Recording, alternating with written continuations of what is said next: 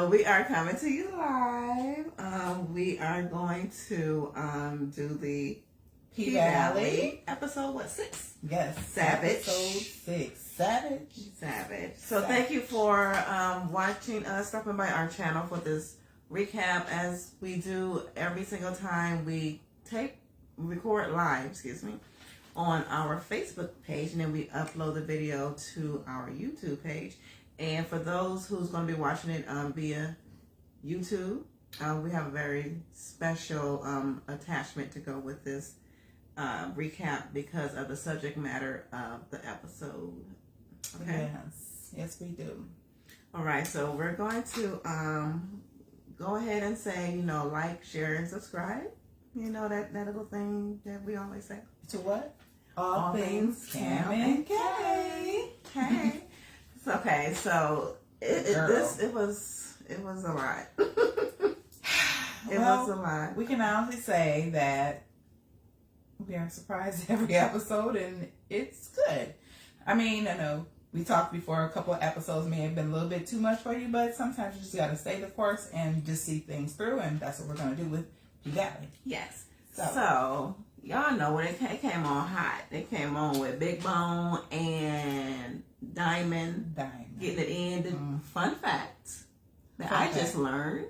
I guess the young lady that plays Big Bone, her name is Miracle, and she and Diamond in real life, they are a couple, and she's actually expecting. So yeah, they're a real life couple. They're a real life couple, and we're not going to share their dirty tea on here right now. So, but they are a real life couple. They're happy and they're expecting. So remember when they was getting it in, and he was envisioning Mercedes while he was getting on her. I was like, see, Mississippi. I said Mercedes. It's okay. It's an M. It's an M with Keyshawn. Okay. So he was picturing her, imagining her while he's having sex with Big Bone. And, women, we can peep that. All the way. We can peep that. Like, looking like, who especially, about? She was looking at him like that, and especially when it got too intense, he flipped her over and talking about like he wanted to hit it from the back, which he did. But I'm just saying. Usually, that's the playoff. Yeah, that's the playoff, so he can still be thinking about old girl, so he don't have to see her face. That's just dirty. So that's a little tidbit for you girls out there. So if you in a situation and he won't look you in your face, he might not be the man. Or he has a different type of look on his face, because we know. We know. Okay, so a different type of stroke. No. But so that was with them and everything. And then the crazy part is she knew that he was thinking about somebody else because she checked him and was like, you know what? Let's try that again, but this time you're gonna look me in my face. That's right. So that's right. All right, Big Bone. Okay, so like I said, it's a lot. It's juicy. But we're going to get to the part that we all felt at the end. We're going to say that for the end. Okay, we'll say that. So that's going to go into what we're going to show. So here come little non-heavenly Haley. They had her on there getting ready. Her gown was cute though. So whoever's doing wardrobe again. I mean, it was the color was sparkly. Cute. See, I don't like sequins and all that kind of stuff. I don't do all that. But Kay liked that wig she had on. Yeah, I like the wig. That's nice for role play. I like the wig, huh? Okay. All right, so I know, I'm just saying. I'm just saying. But she showed up at the mansion to support Andre. Of course, she snuck in. Right. She didn't go to support. She went there to meet with that lady. Oh my God, I forgot her. Miss something.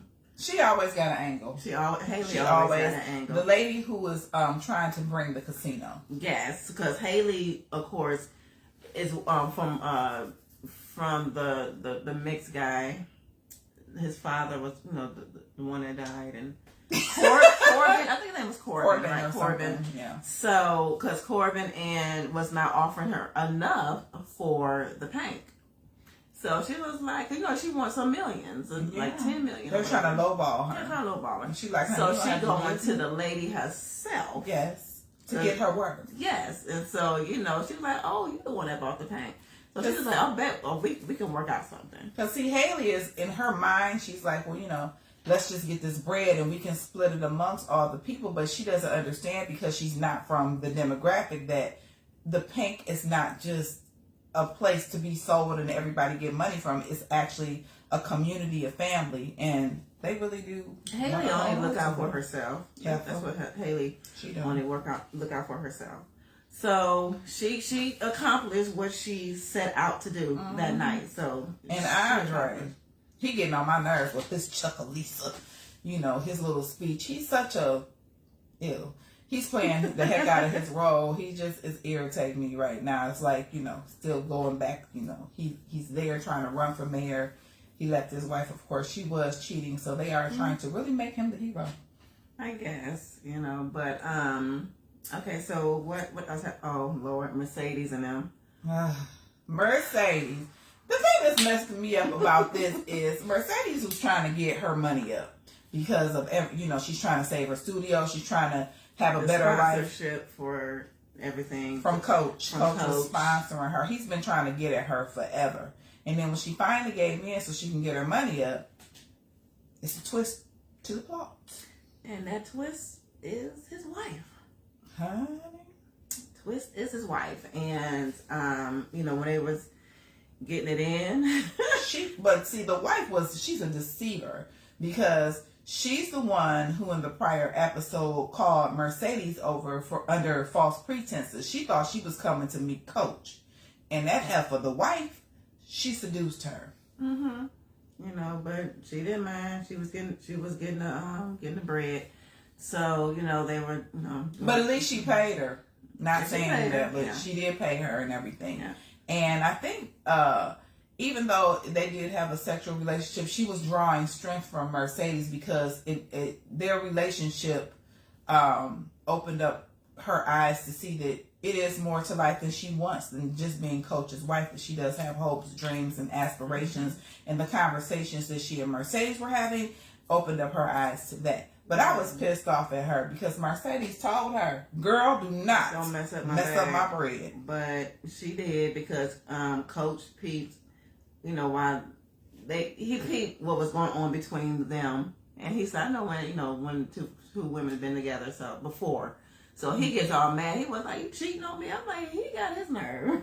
Yeah. And then the wife breaks out, I like Ussy just like you do. And if you really knew me, you would know that I like it. And I was like, oh, what happened to this? So she was playing the role like she was Miss Innocent when she was out there getting hers in before Mercedes came along. So she was acting like she didn't know what was up, but she really did because she seduced Mercedes in the prior episode. Right, exactly. So, of course, that Coach got mad. He gonna snatch the bag. He got the money. He took it, and she got nothing. And she was like, "What about my sponsorship?" He was like, "You broke my heart, and she did too." But it's so funny to me because I was saying like with that saying, because we both agreed like. The wife should have given her a check or something like, girl, I got you. Just go. Because you want to mess up my money. Right. Because she really did not want to do that, but she had thought that she didn't have any. Who else was going to give a stripper $40,000? Right. Off the rip. And he promised her that. And the wife did speak up for her and say, you can't go back on your word. Mm-hmm. But he went back on it and Mercedes went home looking, defeated because now she doesn't know what she's going to do. She left her self-esteem in that conduct. But and then we're still on Mercedes. So then, she's at home drinking. She probably trying to figure out like, okay, what's my next move? Then her daughter Terica comes at the door crying, and the cycle continues. She's pregnant. She pulls out not one but 2 pregnancy tests with the positive on there. And Mercedes probably crushed at this point because she's gone to her adoptive mother and said, she's trying to help her out, get her groceries, let me be around my daughter, let me talk to her so she could try to help avoid this from happening. And it happened. Too late, So, like I said, the cycle continues. Okay, so Roulette and Whisper. So, they're doing their thing. they're doing their thing at the space tournament, and Roulette was throwing a little shade. She was throwing shade because old boy who she gave a sloppy toppy to, he was like, "What's up with your girl over there?" Let me say it like I'm a Chuckalisa, and what's up with your girl there? Oh, that. and he said, "I'll get her 2 stacks if I can just lick her lower." And she was like, "Damn, I wish I was offered that deal to be on my back and sit on my knees," but you know. So she played herself. Right, she did. So she hooked that up, and you know she was giving the look of shade that she gave Whisper, like, Girl, I think that was beyond shade. That was some hateration. I think she was hurt because she felt like, damn, you know, as a woman, why am I not good enough? I have to get on my knees, but then you all up on her. Because what transpired with Duffy, that fine white boy, Lord have mercy. He's the drug dealing guy who be bringing the stuff to video on the semi-truck. I think that because she made mention, she was like, "I'm not pretty," or something like that. So, you know, because Whisper is very, you know, she's pretty. Yeah. So she's a whisper. So I think she felt some type of way because, you know, she up here, you know, giving the sloppy toppies, and she's not giving that advantage because of the way she looks. I think she has low self-esteem about herself. She does, and honestly, Roulette is a very attractive woman. I think she's pretty. She just does have low self-esteem, and that girl can dance. But I love the fact that she, in an earlier episode, did talk to, what's his name? The trucker guy. She talked to him, Duffy, and told him about her backstory as far as her brother and things of that nature. So they have connected on another level that's not just sexual. They are attracted to each other. There's sexual tension, but sexual chemistry, and but they talked. Yeah, they do. And so they are on another level. And he basically told her, like, shoot, I think that I like you. And she was like, but I'm a hoe. And he looked at her and said, well, boo, I'm a hoe too. Mm-hmm. And then he kissed her. So I think that's kind of cool to build up her self-esteem. Yes. Okay, so are we on Teak now? Or we're going to talk about Keyshawn real quick. Oh, right. Oh, my God. That damn husband, you are playing the hell out of that role because we do not like your ass. Facts. Because if I see him on the street. On site. I want to slap him. On site. So he's doing a very good job. Okay. Yeah, so he was getting ready to head on out. You know, Keyshawn, you know, got that Enough playing going on. That's one of my favorite movies. She did. She went and got her little got the glizzy, you know, and her little pink glizzy, and you know, grabbed her babies, left the phone so he couldn't track it. Because she's smart. Mm-hmm. She's intelligent. She know her husband. Mm-hmm. Went to the car, and then what happened? He took the damn battery out the car. She was trying to leave. And I'm like, girl, call an Uber. Call Little Murder. Call Little Murder and them and tell them to come and pick you up. Call your white girlfriend. Something. Because when I was getting my hair done to the shop, when we were talking about it, they were like, I thought she just didn't walk. I was like, I don't know. She could have just walked and walked and walked. But then Chuckalisa is so small, somebody might have called him and said, your girl out here walking. So it's like one of those catch-22s where no matter what she does, she's afraid. And she don't want any more wrath to come down on herself or her children because now he's beating people. You know, I think my prediction is she's going to end up killing him in self-defense, I think. I hope so. And I hope she don't go to jail either. Yeah. But we're going to talk about Little Murder. His song was on the radio.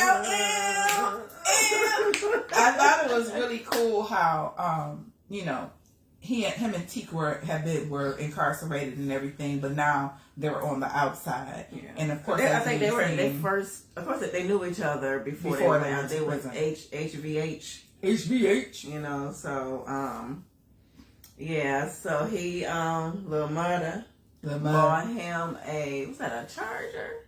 Yeah, a camouflage. Camo Gucci. Gucci color, Charger, you know, and Cam and I was talking about this. His name, I forgot his name, Stewart. I think his last name is Stewart, but he is. Ma, hey, you don't watch this. Oh, she wants to. No, Teak is. They gotta play Teak. He is a wonderful, wonderful actor. we're going to go further about what's going to happen, but that boy can act. He can act. He emotes every emotion. I really felt like he had some trauma. I believe him. He's just great. I would really love to work with him one day, but yeah, he's great. Me too. But his character is just like, in his eyes, the way he talks, every fiber of his being when he talks, I believe him. Mm-hmm. And especially dealing with mental illness, because as we saw in previous episodes, he's very angry. He has a lot of lot of depth. He has because I work at a mental health place, so this is very near and dear to my heart. He has childhood trauma that he has never dealt with, and it's like that in our community. I mean, I know a lot of cultures deal with it, but we especially, because we are taught that, you just pray something away. You can pray, but it's you have to do something else as well. Okay, faith without works is dead. That's so you right. Gotta get some help. So and so mental health, getting that treatment, speaking to a therapist was a stigma. It's getting a little better. It's still a little stigma, but it's getting a little better. So he never dealt with that. And I think too, because they're in a very impoverished community where those resources probably were not available to him, and that's probably one of the reasons why he ended up incarcerated. Because a lot of times people that do have mental illnesses with the anger issues and different things end up incarcerated. True. That's so true. And with Teak, we finally know his backstory a little bit, because when he went back to his house, his childhood house, because when I was looking at it for the second time, I really, I didn't know that his mother, I believe that his mother suffered from mental illness as well, because she killed his siblings. And she tried to murder him. And she tried to murder him, but he ran, he got away. And of course, he's had to deal with the trauma of hearing his brothers and sisters, until he couldn't hear them no more, knowing that his mother did that, and then escaping. He probably had survivor's remorse. Yeah, and that's why when he went to prison, he had the 3 tears on his face. So everybody thought that the tears were because he murdered 3 people, but that wasn't it. He was like, no, I did more than that. He was like, those were his siblings. And that's why he was so angry. He had such deep-rooted hurt and PTSD. Mm-hmm. Remember when he was in that hotel room, he just lost it. He lost it when he heard that another black man had gotten murdered, because it's just something in him that is really tender to a person being killed, because he experienced that.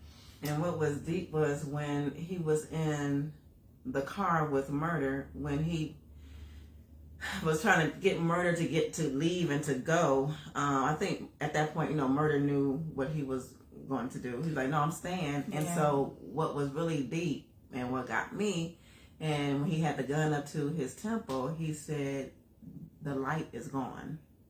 And that's so deep. And it was really haunting and hurtful to watch, because this is his friend. He has loved this person all of his life, and he's really trying to talk him through, and he thinks that he can say the right thing to change his mind. And I think in real life, people think that we're like, oh girl, or hey dude, everything will be all right, but you never really know what somebody is going through.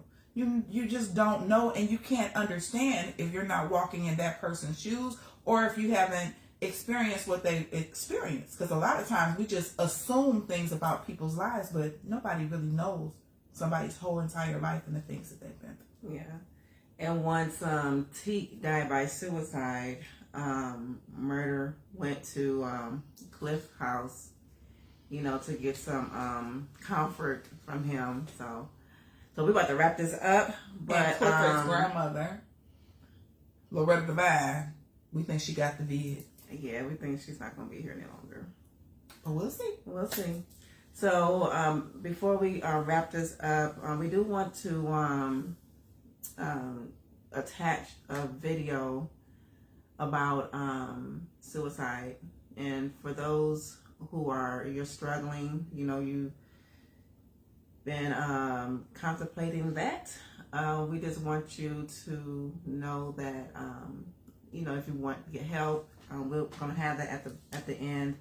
Have a helpline for you, and just there are or anybody, if you feel depressed, you feel like the world is just weighing down on you, talk to and somebody. you need to talk to somebody. 211. That's United Way. That's universal.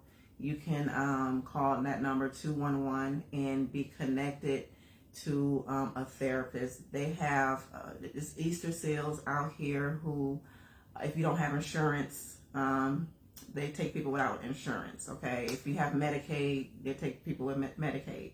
Yeah. So it's programs, it's different agencies that you can go to if you are feeling bombarded, if you're feeling like all hope is lost. So we just if want you're to feeling hopeless. And also remember, you may not be able to go to somebody in your family, because a lot of times we're going to go to people in our families, but sometimes it's easier to talk to a stranger. Yeah. So just reach out and try to get whatever resources that you can, and never stop saying help. Yeah. And if you go to one person and they don't listen, go to somebody else, because somebody is going to listen to you. They will eventually hear you. They will. So with that being said, we want you to look at the video, and we'll see you all next week. Bye. Bye. This is just what I needed. Girl, me too. Now it's time for me to unwind. I know that's right, girl. Whew, time to unwind. Have you ever thought about reincarnation? Girl, what are you talking about? Reincarnation? You know, like if you messed up in this life, you get another life and you get to do everything over? Nah. We only get one life to live, and that's why we live in our best life right now. Right. I received that, girl. I received that. Hey. Best friends forever. Best friends forever. Through whatever. Through whatever. Definitely. Do you remember that time? I remember, girl. It used to be breaking it down.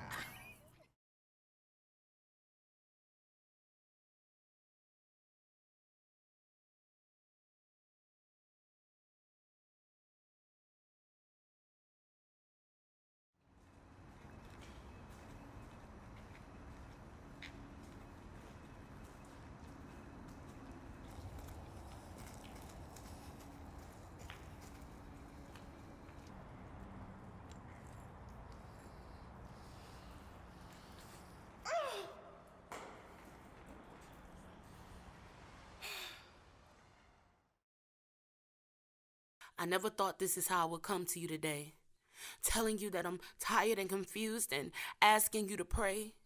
But before you speak, just listen to what it is I have to say. I didn't want to leave like this, but this black hole that I'm in, it just seems I can't escape. It's like I'm caught in the cycle of constantly praying for better days, and I know you said that I could come to you, but there's stuff going on inside my head I can't explain. I'm caught between talking it out and trying not to complain, and this ain't how it was supposed to be. Depression got a hold of me. Worries got a tight grip. I swear this life shit is choking me. Insomnia because I'm having nightmares in my sleep, and it feels like I'm in hell every time my eyes open, B. I'm not a zombie, but I feel dead inside. Trying to keep myself busy. But all this moving and this liquor got me dizzy. And truth be told, this fast life don't even fit me. And every now and again I throw fits of rage, but it's only because I feel like a dog that's trapped in a cage. Somebody come get me. Bad thoughts got a hold of me. And sometimes I just wish someone would come and hold me.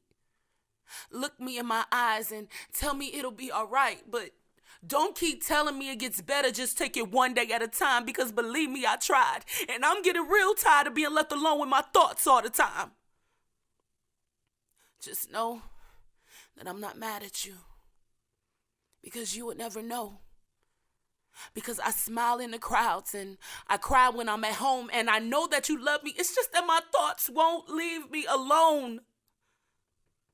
P.S. Don't cry for me. I think I'll finally be at peace. I love you, but I'm gone. Dear friend, wait a minute, hold up, just talk to me. I'm in your corner, just let me help you think rationally. I know I've been busy, but if you needed to talk, all you had to do was ask me. And I know you're upset, but don't make any rash decisions. I know sometimes this life shit can push us to our limits. But I'm here for you, and it's a lot that we can do. You just can't give in. I know you said that you were stressed and upset, and lately your life has been a mess, and you've been wondering if it's even worth living. But we would laugh that shit off, man. I thought you were kidding. You know I got your back, and together we could get this life shit and ass kicking. You got too much to live for. Too many options. Just give me your hands and I'll walk you through the door. And I know you think that therapy is for the weak, but I swear it saves lives. So just consider this before you leave. Getting help makes you strong. It doesn't make you weak. Your life does matter. You do mean something. Your presence is felt and you are somebody. I'm just sorry that this fog that you're living in won't allow you to see. But if you let me, I can be your high beams. And together you and I, we can own this whole life thing. And I'm not mad at you either. I just really wish you would reconsider. Please, I just need you to listen. You just can't give in. And pick up the phone, man. This shit got me tripping. And I guess that's what I would say to you if you were still living. Damn.